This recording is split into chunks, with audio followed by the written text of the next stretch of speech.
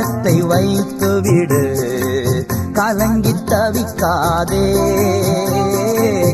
அவரே உன்னை ஆதரிப்பார், அதிசயம் செய்வார்.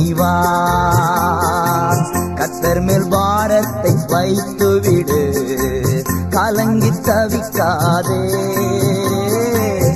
அவரே உன்னை ஆதரிப்பார், அதிசயம் செய்வார்.